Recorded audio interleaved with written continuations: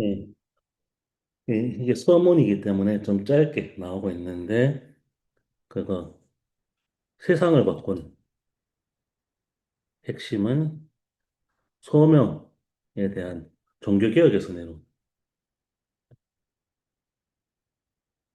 새롭게 발견한 하나님의 부르심, 인 소명에 대한 확신에서 나왔다. 라는 부분들을 얘기하고 있고, 소명의 의미가 두 가지 측면에서 왜곡되었다는 부분들을 얘기하고 있습니다. 하나는 소명을 개인적 확신으로만 얘기는,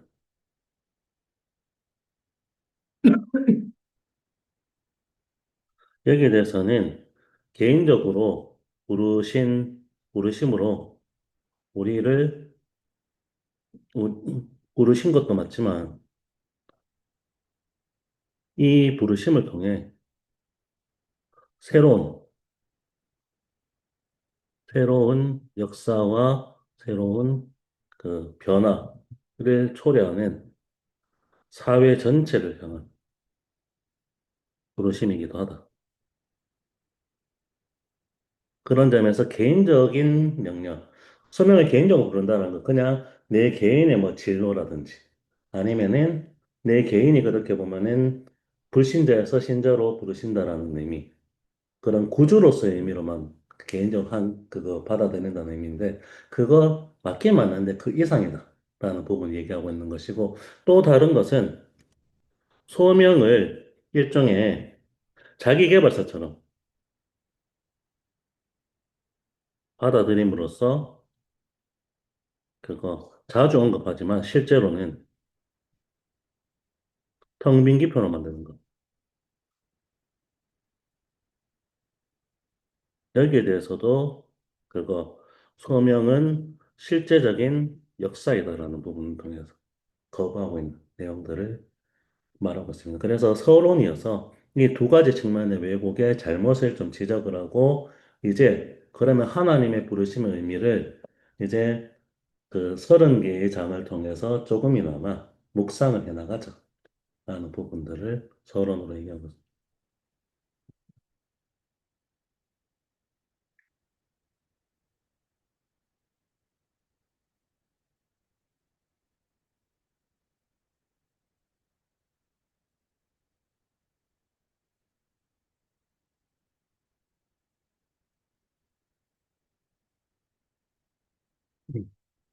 여기서는 그래서 왜곡을 지적하고 왜곡이 아닌 소명의 의미가 무엇인가 하는 부분들을 크게 얘기한 부분인 것입니다.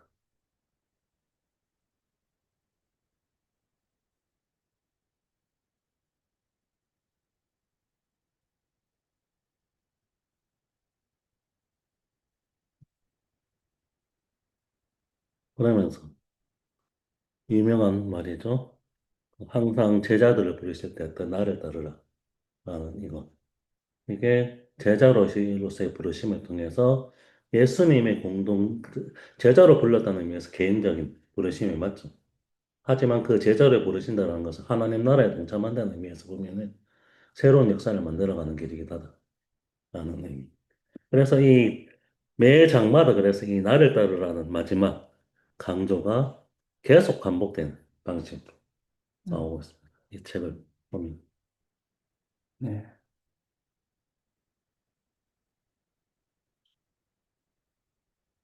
그건 좀잘 정리해 주신 것 같습니다. 저는 그 첫 문장에서부터 좀 이분의 인생관이 나와 있는 것 같아요. 그래서 이제 삶에서 가장 큰 선물은 삶 자체다. 그러니까 우리가 뭐 여러 재능이라든지 뭐 부잣집에 태어난다든지 이런 것 하나의 선물이 되겠지만 뭐 미모로 타고난다든지 삶 자체가 제일 큰 선물이고 이게 삶은 우연이 아니고 하나님이 원해가지고 우리가 이 세상에 오게 되었고 그래서 이제 인생을 제일 보람 있게 사는 것은 내를 왜 이 세상에 태어나게 했는가 그걸 잘 알고 그에 이제 반응하는 것이 뭐 인생에서 가장 뜻있는 것이 된다는 거죠. 네. 그래서 소명이 굉장히 중요한데 이 소명이 이제 결국에는 바로 이렇게 이제 세계를 바꾸는 한마디. 아까 말씀드렸습니다. 그래서 개인의 어떤 문제뿐만 아니라 이 소명이라고 하는 것이 세계를 바꾸는 한마디. 이거는 이제 나를 따르라는 거죠. 나를 따르라. 그래서 이제 어, 또 여기 나와 있는 이제 그 중국 이야기도 보게 음, 되면 결국에는 이 이제 성경에서 이야기하고 있는 소명이 결국에는 세상을 바꾸는 힘을 가지고 있다는 거죠. 그러니까 특히 이 소명이 재발굴된 시기가 이제 종교개혁 시기에 루터와 칼뱅에 의해서 소명이 재발굴되기만 해도 세상을 뒤엎어버리다 뭐 이런 이제 그래서 이제 소명을 올바로 발견하게 되는 것이 세계를 바꾸는 한마디가 되고 그 말은 이제 나를 따르라고 하는 이 한마디를 이해하는 것에 따라서 이것이 이루어질 수 있다 이런 이야기를 하고 계신 것 같습니다. 사실 이 말은 비판받기도 많이 하는 말인데, 근대의 시작이 근대 유럽에서 시작했다는 의미가 일본은 상당히 긍정적인 의미, 종교개혁을 통해서 나타난 중요한 요소, 이렇게 말하고 있겠는데, 네. 탈식민주의 이론이나 이런 부분들은 그게 세계를 얼마나 파괴시키냐면, 아, 그 근대의 파괴 논리의 출발이 그 기독교에서부터 나온다 얘기를 하기도 네. 하는데, 아니, 근데 이거는 이런 사조가 있어요. 있죠, 있죠. 특히 진짜 이제 이렇게 이야기하는 사조가 있어요. 그렇죠. 이제 막스 베버 같은 경우가 음. 특히 이제 이게 그 직업 성찰과 프로테스탄트라는 예, 그 자본주의 원리 자체가 프로테스탄트의 원리에서 나온다는 걸로 얘기하기도 하고. 그러니까 이제 뭐 달란트에 비우듯이 그러는데. 그런 것도 큰 역할을 하죠. 왜냐하면 이제 원래는 이제 서양에서는 그 이자가 금지되어 있었거든요. 이자 같은 거 하는 반면에 유대인들이 하는 거예요. 근데 칼빈이 달란트 비율을 보면서 성경이 이자를 말하고 있지 않느냐 그래가지고 이자를 이렇게 이제 가능하게 하고 이런 것, 그 왜냐하면 이제 칼빈주의 이제 이런 상업계층에 굉장히 환영받는 사고방식을 가지고 있거든요. 그래서 이런 이제 사고가 사실은 이제 막스 베버의 개신교 윤리와 자본주의 정신이라고 해서 보통 이제 그 소위 말하는 좀 좌파적인 분들 마르크스를 좀 이렇게 추앙하지만 우파는 이제 막스 베버 굉장히 좋아하잖아요. 이제 음, 이분도 이제 이 서양의 어떤 이제 이런 그 변방에 불과하던 서양이 어떻게 대제국인 중국을 넘어섰느냐. 결국엔 종교개혁에서 소명을 재발굴한 것이 음. 이게 이제 그냥 기독교인들이 신앙적으로 소명을 재발굴한 게 아니라 제국을 막 판도를 뒤엎어버리고 세계사를 바꿔버리는 이제 일이 된다. 뭐 그 이런 것들을 종교개혁에서 예, 나오는 그런 것도 강조가 되죠. 그러니까 중국은 어찌됐건 황제 중심의 전제군주제 이 형식이잖아요. 그 전제군주제 형식이 가지고 있는 장점이 아주 그 관료제의 일관성을 통해서 그거 황제 명령에 따라서 아주 그거 일사불란하게 움직일 수 힘든데 그 체계가 상상할 수 없었던 개인의 힘. 이게 사실은 종교개혁이 말하고 있는 그거 카톨릭이라는 로마 교황청이라는 또 다른 그거 보편 체계라고 하는 그거 중간 관료적인 형식과는 구분되는 그 형식이 만들어진 게 종교개혁이다. 라고 보니까 그런 얘기를 하는 이런 것도 있고. 사조로 이유로 사유를 따지자면 지금 미국이 저렇게 망동을 하는 게 이해가 되네요. 거의 뭐 음, 소명에 가득 찬 사람들이 최대 제국을 이렇게 갖고 끝까지 에너지를 저렇게 발산하고 있는데 다 자기 복수를 만들어서 음. 이분은 그런데 이게 초반에 나왔던 종교개혁 가지고 있던 그 헌신의 의미가 강조되고 있는 부분을 얘기하고 있고 그게 큰 세계를 바꿨는데 근데 이게 어느 순간 되면 왜곡되기 시작했죠. 그 왜곡의 문제는 다루지는 않고 있는데, 그래서 종교개혁이 확실히 삶을 바꾼 것 같다. 그래서 종교개혁이, 그래서 그런 것들이 단지 개인의 문제가 아니라, 그 사회 전체를 바꾸고자 하는 헌신에 기초한 부분들이 일어났다. 그게 종교개혁자들이 원하는 방향에는 원하지 않은 방향이야. 이건 차차고라도 얘기를 하고 있는 부분들이 그러면 그런 건데, 종교개혁은 자본주의를 악화시킬 마음이 없었죠. 그러니까 제국주의라. 근데 종교개혁은 종교에 헌신했었는데 결과적으로는 이제 이런 교정 변화를 가능성 항상 개혁되어야 된다 하는 이 예, 부분이 멈춰진 건가? 그것도 멈춰졌죠. 예, 그래서 사실 이 우리 한국 교회가 나오는 보수 신앙이 가장 기초라는 것들이 개혁주의 전통인데 그 개혁주의 전통이 실제로 개혁주의 전통처럼 교정 가능성이라는 거기에 기초했느냐?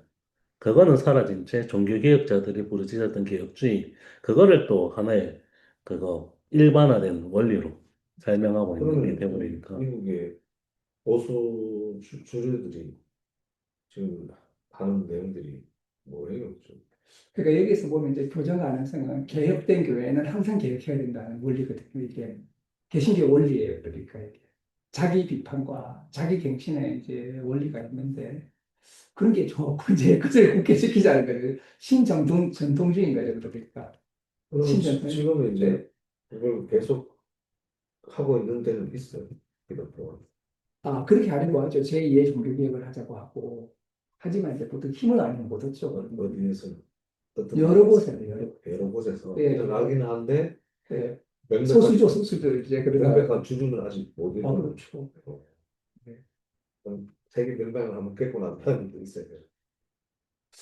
어쨌든 종교개혁은 하나의 운동이 돼가지고 유럽이라는 지형을 바꾸고 세계사를 바꾸고 실제로 자본주의를 형성하는 데 큰 역할을 하고 민주주의 형성에 큰 역할을 했는데 제2의 종교개혁 운동은 그런 이제 그 모습을 보여주지 못했죠. 그러니까 제2의 종교개혁들 많이 있었거든요. 그래서 그럼 이제 종교개혁의 가장 특별한 이제 특징이 소명이라 하는 요소들이 있다. 이제 각 개인에게 부여되어 있기도 하고 공동체에게 부여되어 있기도 하고 그, 그런 직업 소명설이라고 해서 이게 가톨릭하고 굉장히 다른 거거든요. 하나님이 이제 직업이라고 하는 거를 이렇게 이제 그 하나님의 부르심으로 이해를 했던 거죠. 내가 회사를 다니고 있으면 그 회사는 하나님 부르신 거예요. 그러니까 직업 소명시하고 예정술이 이제 이 두 가지가 그 금욕주의를 이루어내면서 세속적 금욕주의를 이루어내면서 자본주의를 형성시켰다고 보통 보거든요. 그래서 뭐 그런 이야기죠. 네. 그리고 이 종교개혁의 개혁 가능성, 이것들이 네. 역사적인 층위에서 왜 기독교가 계속 변질되어 왔느냐라고 할 때 이걸 또 설명하고 있는 논리기도 하죠. 그래서 영국이 점점 그 국교회가 점점 형식화되고 있을 때 등장한 게 존 웨슬리의 감리교. 감리교. 예. 이것도 그래 보면 종교개혁 정신으로 돌아간 것으로 볼 수 있는 거고. 그리고 우리는 그걸 단순하게 숫자의 부흥으로만 생각하지만은 그래서 어게인 뭐고 윤회기 아니 그거 예전에 평양대보험 운동 네. 얘기했었던 그게 어게인 무슨 어게인 1907이었나? 1907. 예. 그거 평양대보험 대부분. 그것도 일제 말기에 살아갔던 봉건대 하에 있었던 사람들을 삶을 바꾼 혁명이었죠. 그러니까 이제 감리교의 어떤 이제 부흥은 대부흥운동이 있었거든요. 그거는 이제 영국으로 하여금 프랑스 대혁명과 같은 혁명이 안 일어나면서도 세상이 바뀌게 하는데 기여를 했고, 이 평양 대부흥 같은 경우에도 뭐 노비를 면전하고 막 감동받아가지고 막 이런 이제 그 변화가 있었죠, 사실은. 예. 그래 하여튼 뭐 예. 소명이 역사에 어떤 예. 그게 표지가 된다 그잖아요. 그 안에 음, 기저에 이분은 이제 그 육시 중에 첫머리를 소명으로 잡은 거죠. 음, 소명 언약. 언약이라고 하는 것도 우리가 약속을 하는 거거든요. 이게 우리 이제 그 계약의 관념하고 민주주의 이런 것에 굉장히 중요한 이제 그런 하나의 이제 사고방식이 또 우리가 이제 다 약속을 하잖아요. 이렇게 해서 그리고 이제 양심, 자유와 인권 이런 거하고 연관이 되는 양심의 자유를 허락한다든지 이런 것들이 다 이렇게 이제 종교개혁의 이제 6가지의 이제 핵심이라고 이야기를 하는 거죠. 네, 그리고 그걸 얘기하는 부분들이 지금 현재 기독교가 두 번째 문제도 있긴 있네요. 두 번째 문제는 그 자기계발서처럼 얘기하고 있는 흐름에서 음, 나오는 부분들이고 대부분의 보수적인 교회가 첫 번째 흐름. 소명이 사실은 삶을 바꾸는 그래서 단순하게 그 신자가 되는 부르심이라든지 그런 의미를 넘어서서 새로운 삶으로의 그 변화로의 도전을 말하는 것인데 현재 많은 교회들이 그게 아니라 그냥 예수님이 나를 죄인에서 의인으로 부르셨다라는 개인적인 구원 정도로 축소해버렸다라는 부분들이 비판의 좀 핵심이라고 할 수가 음. 있어요. 그거 맞긴 맞는데 그 이상이더라. 내가 보기엔 그런 것까지도 있지만 인종차별, 그다음에 성소수자, 교회가 지켜내야 될 것들이 많아질 때, 이제 뭐 이번에도 교회에서 그걸 못했을 걸, 뭐 있다 그러는데 윤석열을 찍으라고 뭐 중앙선거위원회에서 걸릴까 싶어 아, 목사들이 그래요. 네. 대형교회 목사들이 음. 그 이야기 못했다 하더라고. 네. 네. 음. 그 확인해갖고 다 감춰냈대. 아, 그옷 갖고 또 뭐 기독교 자유에 뭐 음. 이렇게 한다고 이것들이 공산당보다 더 못한 것들이라 하는데 나는 보수를 보거든요. 네네. 봐요. 보수 두 개, 유튜버를 다 보시는 두 개를 분들이, 봐야 그렇죠. 두 개를 봐야 뭐 중간을 취할 수 있는데 네. 보면 좀 미국도 마찬가지일 거란 네. 말이에요. 그 뭐, 트럼프. 동성애자 뭐 그다음에 트럼프가 교회 지지를 받잖아. 보수 교회 지지를 받잖아요. 그럼 세상이 문란해졌다. 자기가 보기에 도저히 악해서 악취가 나서 옛날에 어떤 그 격주 신앙을 못 지킨다는 뜻에서 이 진보들이 하는 것들은 다 저거라는 것이 신앙이 매되는 것들이라고 생각하기 때문에 그 사람이 되는 거잖아요. 넌 진짜 그걸 보고 아주 그런 단순한 분들이 많죠. 논리거든. 아니, 그런 분들이 많죠. 예, 그런 단순한 논리잖아. 지금 우리나라 교회에서 아마 권사님들하고 장로님들 다 그렇게 생각할 걸. 그런 분들이 많죠. 교회 안에서는. 어. 그런데 왜 그것들이 대세가 돼서 다양한 색채가 못 일어나는가는 왜 그런가 모르겠어요. 뭔가 다른 이론으로 계속 뭔가 수혈이 되고 이렇게 해야 될 것 같은데 젊은 애들 요즘 교회에서 무슨 이야기를 들을 수 있지? 교회 예배 때 청년부 예배 때 가서 우리 딸내미한테 물어보니까 다 뭐 비주얼하니까 교회 애들 다 나 대구 있는 남자애들 뭐 교회 그 모임에 가면 40대 50대 다뭐 시원찮지 뭐 수련회 가라 하는데 내가 그 수련 가서 뭐 하는 거야? 그냥 뭐 그렇다면 젊은 애들한테는 교회가 교회 예배를 들으면서 이런 그다음 뭐 하지? 뭐 목사님은 젊은 사람들 대한 강의를 하면 뭐 어떻게 받아들여요? 근데 뭐, 그런 거죠. 일단 이제 그, 뭐, 우리 그, 개신교가 500년이 됐지 않습니까? 1517년에 시작했으니까.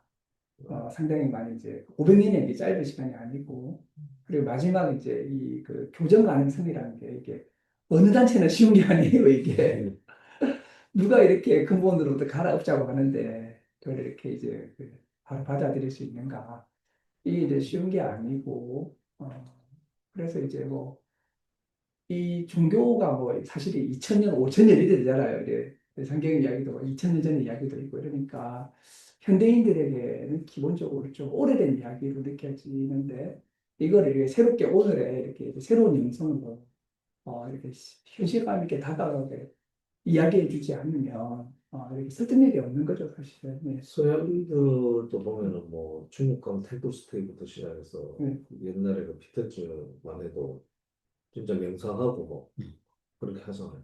그리고 기독교라 하는 이 자체 서양 문화에 대해서 네. 얘들은 반감이 있다는 것으로 난 받아들여요. 그렇죠. 네, 맞죠. 네. 그리고 또 요즘 애들 보면 템플스테이 좋다 하는 나도 절에 가니까 뭐 좋던데 보니까 네, 맞아요. 그 감성이 조용한 맞아요.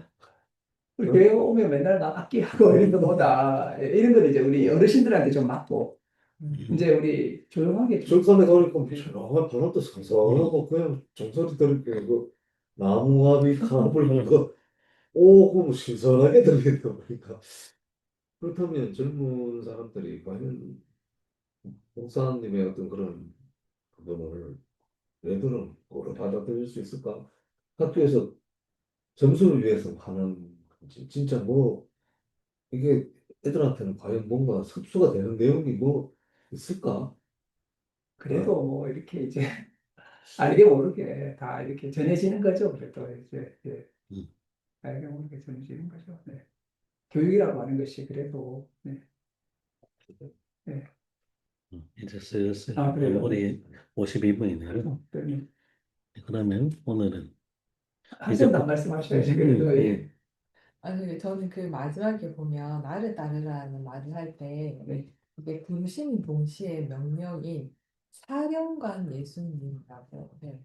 그러니까 이 사령관이라는 표현이 딱 끝나자마자 그 이 책 말고 다른 책에서도 보면 약간 예수님에 대한 이야기를 할 때에 군과 연관되는 듯한 느낌의 단어들을 쓴다라는 그런 느낌을 좀 받았었거든요. 그러니까 이 군을 명령 체제에 맞춰서 이렇게 쭉쭉쭉 잘 따르라라는 그런 뜻이 있잖아요. 그러니까 나를 따르라는 거부할 수 없고 당연히 지켜야 되는 것이라는 이 나를 따르라라는 이 말의 핵심에 있어서 사령관이라고 붙였으리라 생각은 드는데 그런데 저는 이런 단어, 약간 궁극주의적인 단어들이 예수님을 표현할 때 심심치 않게 등장한다라는 느낌을 받았었거든요. 그거 좋은 지식. 네, 그래서 오늘도 약간 이게 이렇게 와서 이게 핵심을 전달하기 위한 도구일 수는 있는데 굳이 이렇게 하면서 이게 약간 전쟁을 해야 이게 되지 않았을 경우에 전쟁을 해야 되고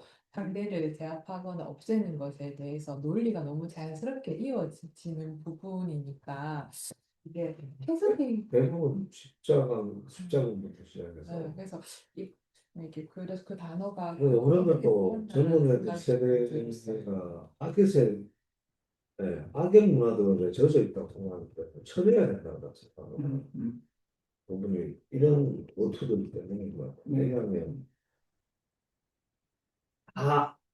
악에 속해 있는데 바로 서 있지 않으면 잠시라도 경계를 놓치지 않으면 예. 이 세상은 너무 견디기 힘든 유혹에 빠지기 쉬운 세상인데 그것과 맞서 싸우라 하는 뜻에서 했는 내용일 수도 있고 그래서 또 거기에서 선별된 어떤 군사적인 어떤 임무, 부여 이쪽에 빠져 있다가는 당장 넘어가는 거니까 근데 그게 이제 어른들은 모든 걸 이제 지금 보수들 우파하고도 마찬가지로 그런 생각하고 있을 거야 아마 그 사고방식 그 위험한 사고방식 때문에 자기들이 구국에 뭐 그런 선류에 서가 있다 기독교의 대부분들 좋은 지적이신 것 예. 같아요. 네. 이 보네포가 이 나를 따르라는 말을 해석할 때 예수님의 부르심은 나를 죽으러 부르신다는 말을 알고 있거든요. 그래서 제자로 헌신이 단순한 게 아니라 삶 전체를 거는 헌신이 된다는 의미에서 나를 따르는 얘기라고 했고 그래서 보네포 본인도 반나치 운동하다가 형장에서 사라졌는데 이 궁극주의적인 냄새가 확실히 있는데 이게 결국에는 제대로 헌신할 것을 부르신다는 그 의미에서 이게 좀 강조되는 것 같아요. 우리 오늘 시간이 좀 충분히 장기니까 한번 한 주 동안 이 부분 좀 고민해서 아주 중요한 지적인 것 같아요. 네. 내려오시래. 예, 오늘 여기까지 예, 하도록 하죠. 네. 예, 그러면 오늘은 종료를